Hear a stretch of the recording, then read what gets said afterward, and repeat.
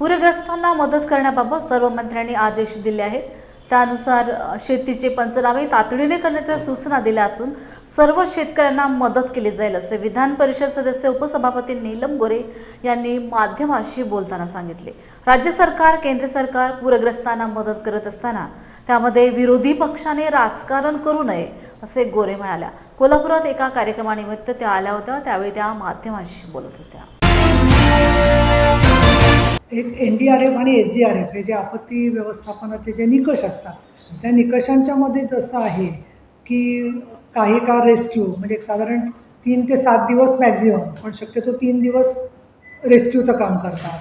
त्याच्यानंतर रिलीफचं काम, पंचनामे काय होत आहेत आणि किती नुकसान झालेलं आहे, किती पाणी शिरलेलं आहे, त्यामुळे अंशतः नुकसानी झाली असेल त्या ठिकाणी रिलीफचं काम लवकर सुरू होतं, कारण साफसफाई वगैरे करून देतात लोक। पण जिथे अगदीच घरं बुडालेली आहेत आणि उद्ध्वस्तच झालेली आहेत घरं किंवा शेती दोन्ही, तर तिथे पंचनामे करून त्याच्यानंतर रिलीफ शेतीच्यामध्ये तर आर्थिकच देतो।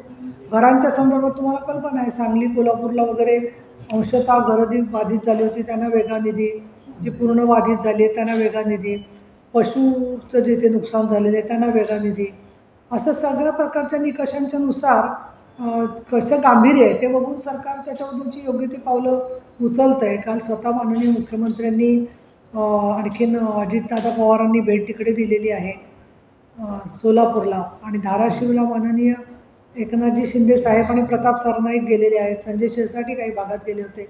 सर्वच मंत्र्यांना सूचना देण्यात आलेल्या आहेत, त्याच्यानुसार जयकुमार गोरे, गिरीश महाजन कायमस्वरूपी मुळामध्ये उत्तर जे आहे ते खरं उत्तर आपल्याला पण माहिती आहे, ते म्हणजे तापमान बदल, ग्लोबल वॉर्मिंग, त्याच्यामुळे अंशतः जे 1.5 सेंटीग्रेड ते 2 सेंटीग्रेड वजन हे वाढतं आहे तापमान जगभर सगळीकडे, आणि त्याच्यासाठी 2015ला शाश्वत विकास उद्दिष्ट सस्टेनेबल डेव्हलपमेंट गोल्ससाठी जी पॅरिस कराराची परिषद झाली त्याच्यामध्ये ठरलं होतं की 2025पर्यंत ते 2नी जे टेम्परेचर वाढेल असं वाटतंय ते 1 वरती थांबवायचं, पण त्याच्यात जगात कुठल्याही देशाला यश आलेलं नाही। त्याचा परिणाम असा होतो की तापमान बदलामुळे आपल्याला दिसते की हवामान आणि मोसम सगळा जो आहे त्याच्यावर परिणाम होतो आहे। याला पाऊससुद्धा लवकर आला, मे महिन्यामध्ये सुरू झाला, प्रत्येक ऋतूवर परिणाम होतो आहे। इतकंच तर प्राण्यांच्या सुद्धा प्रजननावरती त्याचा परिणाम आपल्याला झालेला दिसतो आहे।